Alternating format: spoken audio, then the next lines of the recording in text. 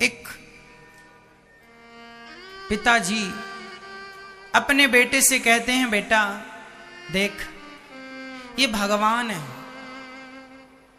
इनको तू प्रणाम किया कर।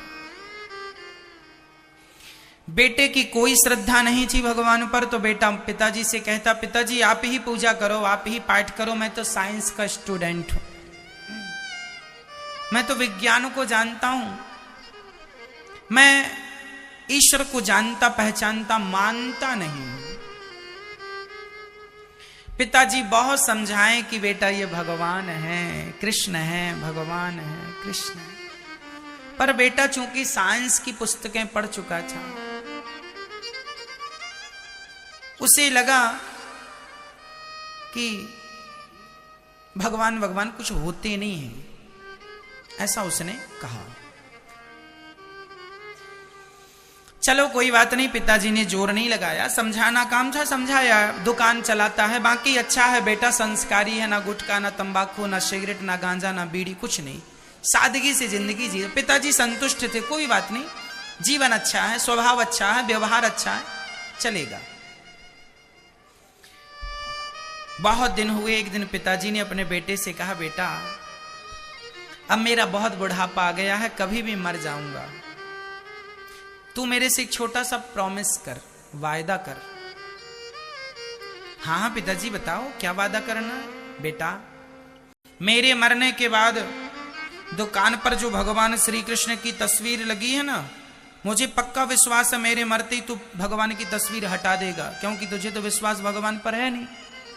मेरा एक प्रॉमिस है तेरे से, तू मेरे से वादा कर, मुझे एक वचन दे कि मेरे मरने के बाद भी इस दुकान पर यह तस्वीर तू हटाएगा नहीं, और कभी भगवान ना करे तेरे पे कोई संकट आए।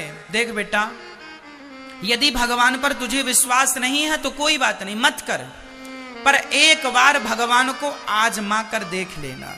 यदि आजमाने के बाद वो खरा उतर जाए तेरी कसौटी पर तो तू विश्वास करना, अन्यथा विश्वास मत करना। पिताजी ने कह दिया, बेटे ने सुन लिया। कुछ दिनों के बाद सच्ची पिताजी गुजर गए। अब बेटा अकेला दुकान पर बैठता, ग्राहकों को संभालता, अच्छी खासी कमाई करता, घर जाता, परिवार को चलाता, पर अभी उस बच्चे के अंदर, उस बेटे के अंदर कोई श्रद्धा नहीं थी। एक दिन वो शाम के समय, सर्दियों का मौसम था, हल्की हल्की बारिश थी,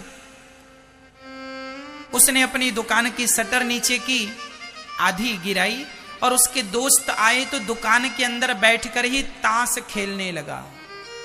ताश खेल रहा था कि तभी एक नन्हा सा बालक उसकी दुकान में आया। भैया भैया क्या ये दवाई मिलेगी? मैंने सारी दुकानें देख ली, सारी दुकानें बंद हैं, ये दवाई नहीं मिली तो मेरी मां मर जाएगी, डॉक्टर ने कहा है जल्दी लेकर आओ, और मेरा इस मां के सिवा कोई नहीं है। नन्हा सा 5-6 साल का एक बालक था, उस बालक का मां के सिवा कोई नहीं था, और मां भी बीमार, मौत की सैया पर पड़ी थी, ये दवाई मिल जाएगी तो शायद प्राण बच जाए, ऐसा उस बच्चे ने कहा। तो उसने पर्ची देखी और बैठे बैठे ही एक शीशी उठाई और उसने उस बच्चे की तरफ खिसका दी, ये लो ये दवाई। अच्छा, जब वो दवाई खिसका रहा था उस समय उसका ध्यान ताश के पत्तों पर था, और दवाई उसने खिसका दी। बच्चा दवाई लेके चला गया कि दवाई मिल गई।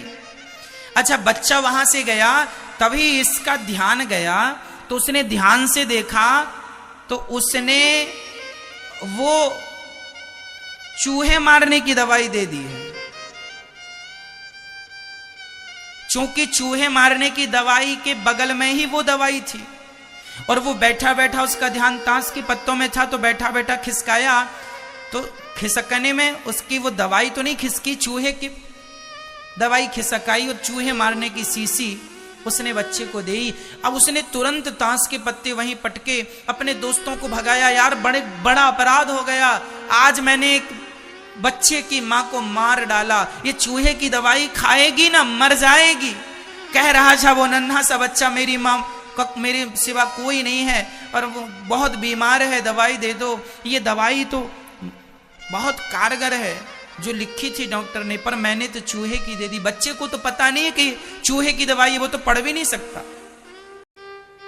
अब तो वो बालक हाल बेहाल हो गया, यहां घूमे, कहां बाहर निकल के देखा बच्चा कहां से आया था, कोई नहीं बताया कि बच्चा कहां से आया, कहां चला गया। सब हार करके दुकान पर बैठा, सोचने लगा आज एक निर्दोष स्त्री, एक माँ मर जाएगी, वो बच्चा अनाथ हो जाएगा, मैंने चूहे की दवाई उसे दे दी। माँ, मैंने क्यों ये गलती की, क्यों? वो अपने आप को कोसने लगा। तभी पिता की बात याद आई। पिता ने कहा था, बेटा कभी ईश्वर को एक बार आजमा करके देखना, कभी ईश्वर को एक बार आजमा करके देखना। उस बच्चे ने, उस मेडिकल वाले भाई ने हाथ जोड़कर पहली बार श्रद्धा से, मैं आज शुरू से आपको यही कह रहा हूं, श्रद्धा, आज पहली बार उस व्यक्ति ने श्रद्धा से तस्वीर की तरफ देखा और भगवान श्री कृष्ण से हाथ जोड़कर कहा, हे प्रभु, मैं वैसे तो आपको मानता नहीं हूं, मेरी कोई श्रद्धा नहीं है, पर फिर भी मेरे पिता ने कहा था कि तुम हो, यदि तुम हो तो आज अपना होने का सबूत दो। यदि तुम हो तो आज उस बच्चे, वो बच्चा कौन था, कहां से आया था, मुझे पता चल जाए तो मैं मान लूंगा कि तुम भगवान हो। हे विधाता, मैंने कभी आपको माना नहीं, मेरी ईश्वर पर श्रद्धा नहीं है, पर मैंने आज तक किसी का दिल भी तो नहीं दुखाया। आज मेरे कारण उसकी मां मर जाएगी, मैं अपने आप को कभी माफ नहीं कर पाऊंगा। हे विधाता, हे श्याम सुंदर, हे कृष्ण कन्हैया, यदि तुम सच्चे हो तो आज मुझे उस बच्चे का पता बता दो कि वो बालक कौन था, कहां से, मैं जाकर उसकी कोई मदद कर दूं, नहीं तो जीवन भर अफसोस करता रहूंगा। अभी वो ये प्रार्थना कर ही रहा था कि वो नन्हा सा बालक फिर उसकी दुकान में दौड़ता हुआ आया, भैया क्या ये दवाई मिलेगी? उसने बड़े आश्चर्य से देखा, ये बालक तो वही है। भैया ये दवाई, हाँ मिलेगी, ये बता कि तूने वो अब जो दवाई मैंने दी थी वो तूने मां को खिलाई तो नहीं?